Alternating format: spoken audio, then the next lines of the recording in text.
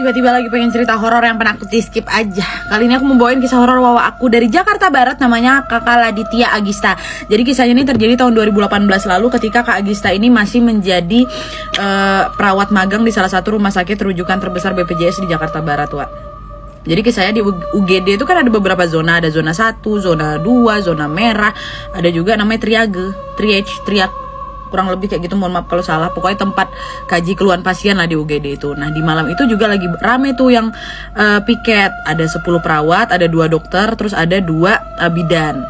Nah karena pasien waktu malam itu gak terlalu banyak, Wak, jadi mereka ada yang gantian tuh, ada yang istirahat, ada yang berjaga malam. Nah yang berjaga malam pada saat itu termasuk Kak Agista, karena Kak Agista masih punya tugas untuk observasi pasien HD, namanya Nyonya B ya. Nah tiba-tiba di malam itu teriak nih ada dokter, Code blue tuh kode biru untuk kode kalau ada pasien yang henti jantung. Nah siapa yang henti jantung nih? Pasien lain, Wak, bukan Nyonya B, karena malam itu cuma ada 2 pasien, Nyonya B sama si bapak-bapak code blue. Udah lah, datang beberapa perawat langsung pompa jantung. Nah letaknya bapak itu ada di zona merah, dan zona merah sama letaknya Nyonya B dan Kak Agista tuh nggak begitu jauh, cuma dihalangi beberapa horden aja gitu, Wak. Barulah bapak itu kan dah. Terus tiba-tiba si Nyonya B ini bilang, Mbak, itu siapa ada bapak-bapak di triage itu berdiri di sana pegang payung hitam. Di luar hujan po, kata Nyonya B ini kan. Kak Agista tengok, nggak ada orang sama sekali. Senyum aja kan. By the way ini aku lagi pakai eye cream malam aku seperti biasa, Avoskin Intensive Nourishing Eye Cream, Wak. Jadi udah aku pakai 1 tahun lebih. Rekomendasi kali buat kalian yang memang punya keluhan mata panda. Ini bisa banget untuk melembabkan kulit wajah sehingga bisa menghilangkan atau mencegah timbulnya keriput, sama bisa menghilangkan mata panda juga, dan bisa menyehatkan kulit mata kita. Avoskin bisa untuk 15 tahun ke atas. Aku rekomendasikan kali buat kalian cari di Shopee, ada kok. Oke, kita lanjut lagi. Jadi setelah itu 2 menit kemudian ibunya langsung tarik nafas. Mbak, di belakang Mbak panas nggak? Enggak, Bu. Kenapa? Itu bapak-bapak tadi, bapak-bapak yang dipompa jantung lagi berdiri di belakang Mbak. Dia dari tadi pengen masuk ke badan Mbak, tapi saya larang. Dia lagi nunggu anaknya datang karena anaknya lagi kehujanan. Bapak-bapak yang pegang payung itu lagi nungguin dia. Dari tadi memang pengen masuk ke Mbak, cuman saya larang. Akhirnya dari tadi dia memang udah di sini, Mbak, sama kita bertiga. Dia cerita sama saya bagaimana keluarganya dia. Nah jadi itu kisahnya waktu bapak itu dipompa jantung, bapak itu kayak nembus horden gitu, Wak, mendekati dia. Cerita panjang lebar. Nah waktu cerita itu si bapak itu memang lagi dalam kondisi menurun banget gitu. Sama dia bilang, tolong bilangin ke anak-anak saya jangan berantem ya, jangan rajin berantem. Dan di malam itu bapaknya meninggal dunia. Innalillahi wa inna ilaihi raji'un. Gue udah lama gak cerita horor, dan sambil menunggu sahur mending kita cerita horor. Kali ini gue mau cerita soal horor yang ada di pesantren ya. Setelah kemarin gue cerita gue pengen banget masuk pesantren, gue mau ceritain cerita-cerita horor yang ada di pesantren. Oke, ini kejadian pas malam hari. Ada seorang anak perempuan yang kebelet BAB ya kan. Ini jam 9 malam nih, kalau di kota emang masih terang ya kan. Gue yakin juga lu pada masih nongkrong. Cuma nih pesantren letaknya ini jauh dari kawasan warga-warga dan lumayan terpencil, dimana di samping-samping pesantren ini masih banyak pohon-pohon rindang yang gede-gede. Jadi otomatis ini gelap banget kan di situ, dan lampunya juga cuma ada beberapa tempat aja, nggak di seluruh tempat ada lampu otomatis ya, masih remang-remang gitulah. Nah cuma karena udah saking kebeletnya nih cewek, akhirnya dia memutuskan untuk tidur. Enggak dong, bisa-bisa jebret di kasur dong. Dia ke kamar mandi lah, gila kali. Dia memberanikan diri untuk ke kamar mandi yang posisinya nih, posisi kamar mandi ini nih di luar asrama. Lu bayangin aja tuh, udah malam-malam, semua orang udah pada tidur ya kan, dia sendirian keluar dari asrama. Itu kondisi lampunya itu remang-remang, dia harus ngelewatin lapangan terus baru keluar asrama, baru ada kamar mandi. Ini apa gue ceritain maju-maju begini sih? Munduran aja dong, santai aja Min. Sampailah dia di kamar mandi. Jadi kamar mandi itu ada 2 bilik, dan di tengah-tengahnya itu ada sekat tembok gitu. Tapi di tengah tembok di sekatan itu tuh ada bolongan yang bisa lah untuk ngoper kayak sabun, sampo dari kamar mandi satu ke kamar mandi satunya lagi. Nah pas sampai di kamar mandi, si cewek ini tuh udah ngeh kalau di kamar mandi satunya lagi tuh ada orang yang lagi mandi, karena suara jebar-jeburnya tuh kayak buru-buru dan kenceng banget. Tapi dia nggak peduli karena kayak udah kebelet banget, dari ujung nih kayaknya dikit lagi tuh udah spirit gitu. Gak cerita akhirnya udah kelar buang hajatnya, habis itu mau cebok dong. Pas dilihat, nih ngapa gayung kagak ada gitu kan. Nih dia baru sadar kalau nggak ada gayung dan nggak ada sabun juga. Mikir dong, nih gimana nih, udah nggak ada tisu juga kan, udah berasa orang barat kita pakai tisu kan, nggak bisa tuh, nggak enak kan. Akhirnya Nih karena di kamar mandi sebelah itu masih jebar-jebur terus, nih udah kagak tahu deh berapa ember yang dihabisin karena dia jebur-jeburnya tuh cepet banget. Dan kayak berarti kan kayak air yang dibutuhin sama dia tuh banyak banget kan. Terus akhirnya si cewek ini memberanikan diri, walaupun sebenarnya agak takut juga, siapa yang mandi malam-malam kan, akhirnya memberanikan diri untuk ngomong ke sebelah, boleh pinjem gayungnya nggak? Setelah dia ngomong kayak gitu, seketika bunyi cipratan jebar-jebur orang mandi itu langsung hilang, hening, dan langsung muncul suara laki-laki yang bilang, jangankan gayung, kepala aja saya nggak punya. Wah, seketika langsung lari nih cewek, nangis-nangis, nyampe kamar, temen-temennya semua langsung bangun dan kayak nanya kenapa.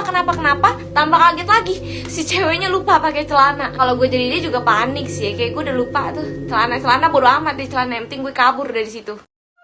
Tiba-tiba lagi pengen cerita horor yang penakut, di skip aja. Kali ini aku bawain kisah horor aku dari Medan, namanya Rara. Halo Rara. Jadi Rara ini mau bercerita pengalaman horor eyangnya. Wah, eyangnya pun ikut bercerita sama kita nih ya. Kejadiannya tahun 1970-an waktu eyang ini masih gadis. Jadi kisahnya, wah, eyang ini 3 bersaudara. Eyang anak bungsu, eyang Uti, terus ada kakaknya eyang Mina yang abangnya atau manto. Bertiga nih kan.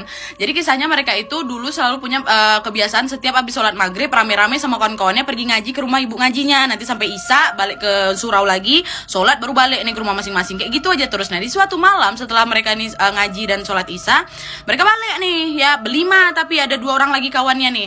Nah dari surau itu mau ke rumah yang Uti ini lumayan jauh, jadi harus lewat persimpangan dulu. Terus ada nanti gang, ada 4 gang. Nanti rumahnya yang paling pojok, itulah kan lumayan jauh memang dari surau. Dan itu namanya perkampungan juga, tahun 1970, penerangan masih minim kali. Terus kampung mereka ini memang dikelilingi sama kebun tebu dan kebun jagung. Oke. Jadi mereka berlima lah ini ya kisahnya. Bawa obor jalan kayak gitu. Nah di jalan itu sebenarnya eyang Mina, kakaknya yang itu udah agak deg-degan karena waktu beliau lagi ngambil wudhu di surau, kedengeran kayak ada orang manggil, kayak orang siul-siul gitu loh sama dia 3 kali gitu. Dia nanya sama eyang Uti, nanya mau kon-kon yang lain yang cewek, kan ada kok dengar suara itu tadi? Nggak ada, kami dengar. Nah di situ dia udah mulai ketakutan tuh di jalan. Udahnya waktu 5 kawan ini lagi jalan, eyang Uti dan semua temennya tuh dengar suara anak ayam, Wak. Piak gitu kan. Nah karena yang Uti ini suka kali sama anak ayam, dicari lah nih berlima ini kan, bukan kode ini kan, tapi nggak ketemu. Sampai akhirnya mereka berjalan sampai di persimpangan itu, 2 kawannya belok arah nih mau ke rumah mereka ya kan. Tinggalnya 3 beradik ini, yang Uti, yang Mina sama Topanto, jalan lah bertiga. Udah ya tiba-tiba yang Uti dan 2 saudara ini denger lagi piak.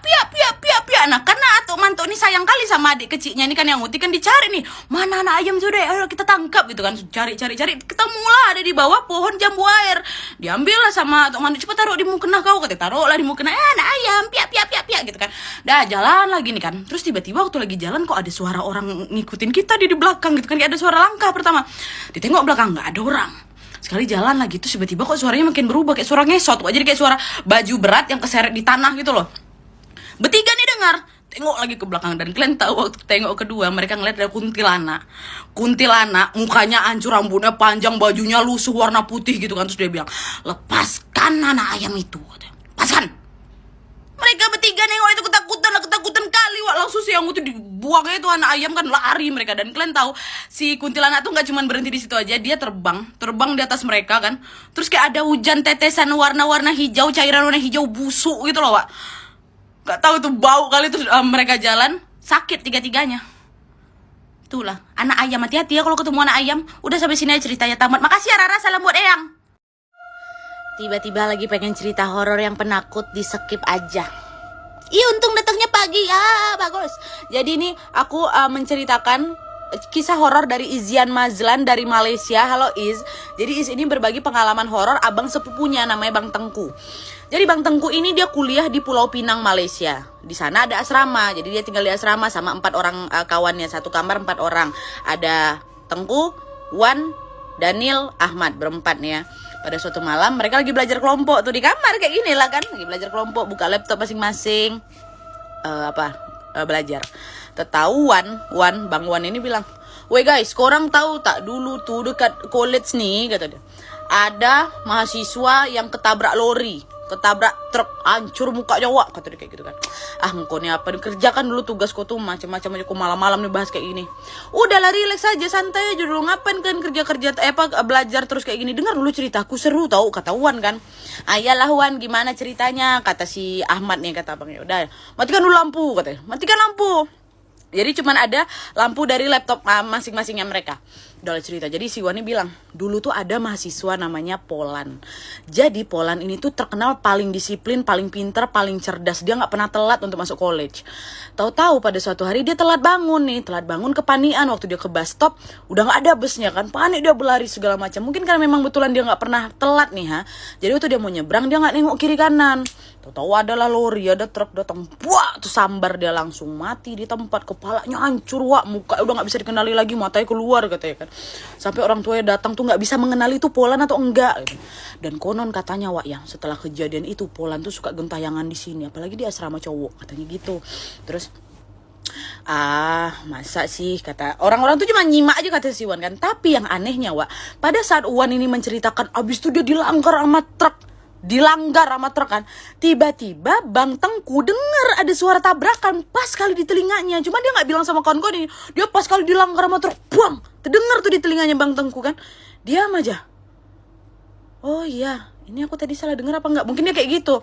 Terus tiba-tiba entah kenapa Wan ini dia bangun, dia duduk lah pas di depannya Bang Tengku. Jadi kan Bang Tengku bersila dengar cerita dia kan, dia pun duduk bersila sampai lutut mereka ini bersentuhan depan-depanan. Jadi kan saking dekatnya kali gitu kan ngomongnya. Terus, Tengku, kau nak tengok tak macam mana muka dia, kata dia gitu kan. Macam mana kata si Tengku. Ini dempet kayak gini ya. Tiba-tiba muka Wan berubah, mau hancur, matanya keluar kayak gitu kan. Takutlah si Bang Tengku ini kan. Waktu dia mau bangun, dia ngadep ke belakang, di situ dia lihat apa? Wan, Tengku, Ahmad udah tidur di atas kasur masing-masing. Waktu dia nengok lagi ke depan, kata Wan, terima kasih sudah dengar cerita aku. Katanya kayak gitu.